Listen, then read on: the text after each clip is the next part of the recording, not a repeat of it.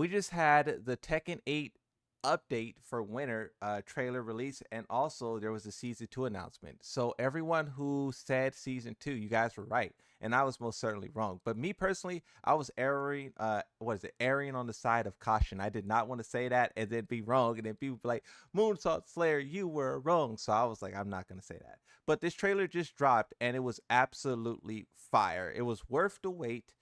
Definitely, I think is hype enough to put Tekken back on track. They were stumbling like crazy this year, and everyone was sitting and waiting to see if season 2 would be like that recovery, right? You can even talk about this story trailer, right? The story DLC kind of let people down, but we're moving on past that. What's next, as it says here, right? Now, next updates, this is where they get into a lot of crazy things, new moves, characters. There was an Anna teaser at one point. Um, it's a pretty crazy trailer. I was not expecting it. So this part was pretty interesting. They showed off the photo mode further evolved, and you could go frame by frame. And yes, this is for photo mode, but I think this will be pretty interesting to just look at how your moves also operate frame by frame. You can see how much detail is put into the animations. But then there's another part where you can you're right here, right? You could decide how much dirt, grit, grime, wetness. Oh, I'm turning that wetness meter to the max. You can really like get in there and tweak all of these things. And this basically shows that photo mode was a success. This is something that I was saying they should do in Tekken 7. A lot of people laughed at me, but here they are in Tekken 8, knocking it out of the park. It is so good that they're getting more features in there for people to add stuff. Like this part right here is fire. How you could do the individual fingers. It says left hand, right hand, and then also you have player two hand, right? And then you have many different type of gestures. Gestures 1, 2, we know it goes up to 3. After 3, who knows? It gets wild. But then you could do the players' faces. You could see the different type of expressions, all of that stuff. That's pretty fire as well. I wonder I just wonder how wacky this will get, right? How wacky will this get? And you can see they put a lot of effort into it because that Reina grin was so like that was Reina. You know what I mean? Like that's a Reina smile that they got there. So you could tell that they decided to do this for like every character. Every character probably will have their own unique look, I would imagine, to a degree. But the trailer goes on.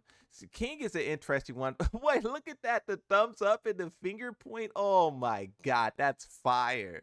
The thumbs up and the finger pointing. That's crazy.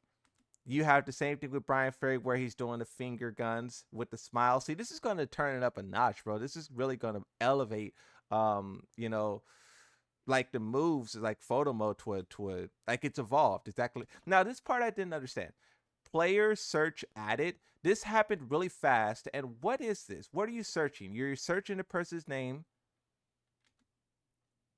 So what I think this is in Tekken 8, you usually have to find people by searching for their player number. So it's the Tekken ID. It's blocked out because this is the developer's account. They don't want to dox their own account. But you usually have to search the Tekken ID, which is kind of difficult to do. You have to ask someone what's your Tekken ID, blah blah blah, multiple different steps. But they're cutting through all of that, and you could just search the player name. Is basically what I think they're saying here, which is really good. This is one of those quality of life things that you don't really think about, but it really does help you, like like just in quality of life, right? That's something I didn't even think about. So that's good that they caught on to that. Bonus levels added to the fight pass. Now, when I always compare their fight passes, like Tekken 8 to like Call of Duty and Fortnite, this is what I'm talking about, right? All of those other games have bonus levels, and now we see that inclusion being added here, right? And this is just the stuff that I talk about when I say, look at this game's doing that, this game's doing that.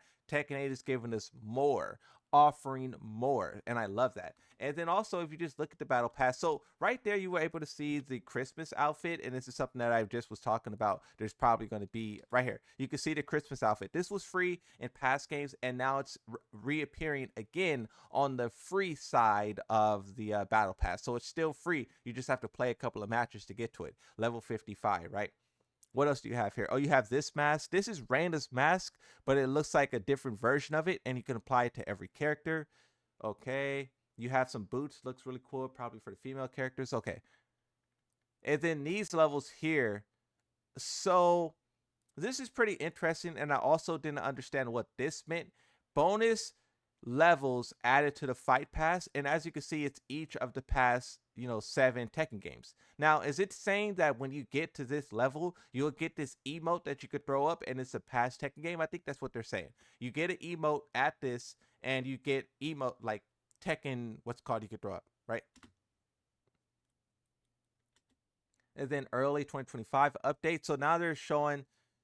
So that's one thing about this. I don't know if they said a release date, but the fact that they're saying early 2025 updates, this probably means that this will drop the same time as the final character, which means that the final character probably will drop in early 2025. Now that goes against the screenshot that we were given by Hype of Gigas. I never found out the origin of this. I can only refer back to Hype of Gigas because he's the one who kind of made everyone aware of it. But this screenshot here, it says DLC characters included in the playable year one pass will be available by December 31st, 2024. So that is saying that all of the characters will be available by December 31st. Now we're seeing that it appears to be changed where this update will be done in 2025. So that's a slight correction. And that's fine. It's fine that they pushed it back. The quality of stuff they're giving here is insane. What can we see in this? So this looks like, is this photo mode stuff? This looks like photo mode. Okay, I just want to make sure that this wasn't something else.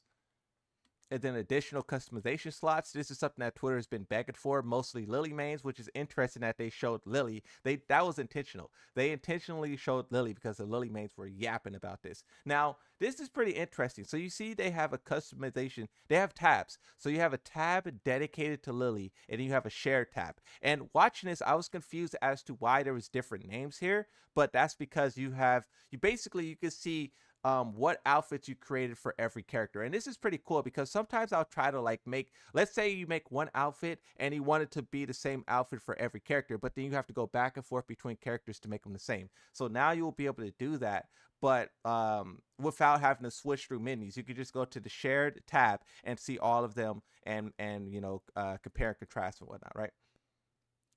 It does look like there's some of the stuff look new there too. Some of the customization stuff look new. This is something I was talking about in my video that I uploaded today as well. Is that Harada in the past said that he wanted to add customized character items being on the main menu screen, and this is something that I thought was a no-brainer because it's a no-brainer. And now you could do that. I still hope that they will add like a random feature to where you, instead of choosing which character you want to be on the menu, it randomly chooses a new character every time, right? Like, let's say if you create an outfit for Lily, Yoshi, blah, blah, blah, blah, blah, blah. You want to see all those outfits, but you will have to pick a character. Let it randomly select through. I think that's something they could do to add on to this feature that they already done, right? And then Tekken fan art in game. This is something else that we were talking about a long, long, long time ago, and it's cool to see that these ideas make it into the game. We were talking about there's so many great fan arts, like you can see a lot of them here, right? And they're gonna put this stuff in the game. I think Street Fighter does this, maybe not. I'm not sure, but that's cool that they're putting all that stuff in the game. Now, 30th anniversary fight pass. This is pretty interesting. I was wondering what the theme would be, and all of these items looks pretty good. I'll have to see which one of these are customizable on Yoshimitsu, because Yoshimitsu has such a weird body with his cybernetic suit underneath, so it's hard to really customize him that way. Also, the bears, Leo, certain characters in the game are lacking customization, and I wonder how they'll address that this time around. Now, this thing is really cool. The size of it is absolutely massive. Now, I wonder, is this something that you can use infinitely, or is this something that you can use like one like basically, how they have the fireworks where you buy the fireworks and you use 10 of them and then it basically runs out? So is that one of these things where you pay for 10 and use 10, or is this something that you have forever? Because I definitely think people should have this forever. I don't like the idea of paying for something, but this is pretty cool. It's massive, bro. You know that a lot of people are going to be doing this, and they're basically going to paint the entire floor with this kind of stuff. But that's cool though. That's what you want people to do. You want people to use it. You want people to see it, right? Then you have some customization because it looks fire here. This jacket, Fate. This t-shirt underneath. I wonder if you could change this t-shirt or if it's all one thing, like the necklace and all that. It looks pretty fire though, right? It says Fate on it. Once again, more customization. You have this. Is that the payday duck? Okay, I won't say that. My fault. My fault. But then you have the birthday cake. I wonder if this is the same birthday cake that you could use as a weapon. In the past, they had, the cake that you could put on the person's face and it had a little animation. I don't know if that exists in Tekken 7, but it definitely existed in Tekken Tag Tournament 2. And I wonder if it will make if this is it, what we're looking at. Or is this a less cool version of it? I'll just say. Now, next you have, once again, some more 30th anniversary, the trophy on the back, jacket, the fist on the punch. This hat looks crazy on Heihachi. Holy smokes. But pretty fire, pretty fire. This update coming spring. Now, I think spring lines up with Evo Japan. So I'm not sure if they will do a reveal at Gamescom. They can, they may, I don't know. We'll just have to see how it lines up. I know in this trailer they teased Anna. We'll see that in just a second. And then also you have the final character, which is coming. And I don't know if that will be Anna. We were assuming that the final character will be a guest character, but I said multiple times that the guest character was never confirmed to be a guest character. So it could be Anna, or Anna could be a part of season 2. Now, what I will highlight as well is that she shows up in the season 2 part of the update. And if you talk about how Anna is like a returning character, or she's like a legacy character, it would make sense to start off season 2 with something legacy and end a season with something what's it called, right?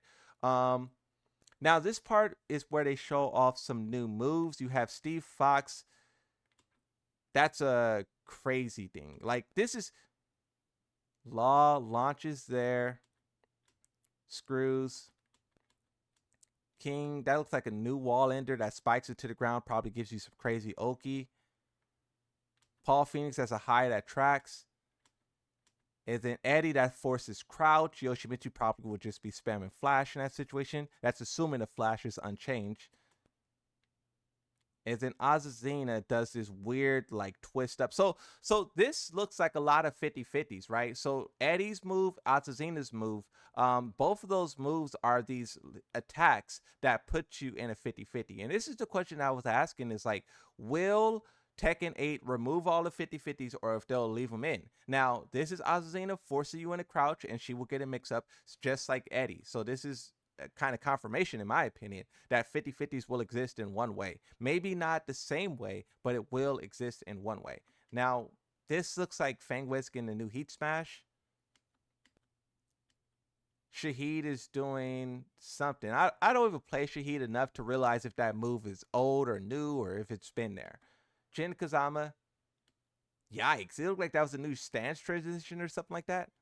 Asuka. Okay, now here is when we get Anna Williams. So this is Nina's win animation where she looks up at the thing and is shooting at her. And when that first happened, there was people who was doing a comparison between, I think it was Tekken Tag Tournament 2, Anna Williams, where she's shooting with the helicopter, and basically Nina, right? So maybe this was always a hint. In my opinion, though, I don't even think we needed hints and stuff like this. Like, I always used to tell the animains that Anna's basically confirmed. It's a matter of when, not if.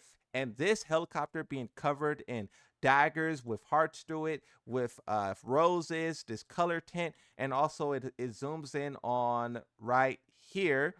This kiss on, that's basically Anna, right? If we have to think of a Tekken character who all of this stuff relates to, it's Anna. Almost lost my voice there. That's not good. But see, then right there, it probably, and that probably will be a, what is it called? Like a special interaction between the two? Maybe? I'm not sure. We'll have to see how that pans out. And then it says, and get ready for the World Tour. So they basically announced that the Tekken World Tour is coming back. We already know that. It's been really exciting watching. I do think there's some things that they could change. Like, I hope they get rid of the round robin format and they add something else in there in its place. I think 4 days of tournaments is kind of too much, especially when the first 2 days is kind of made irrelevant by all of the players returning again in the LCQ. So this is a good direction for Tekken 8. I would like to see where they go next, but the first thing that we look forward to is, as you see here at the end, where they show the Game Awards. They confirm that we will get a character reveal at the Game Awards. And like I said, a lot of people think it's a guest character. It was no confirmation that it could be a guest character. It could be Anna. It could be so many things. But in this video, I just wanted to basically highlight this trailer and how massive it was and how glorious it was. That's it, though. Thanks for watching. I'll see you in the next one. Like and subscribe. Bye bye.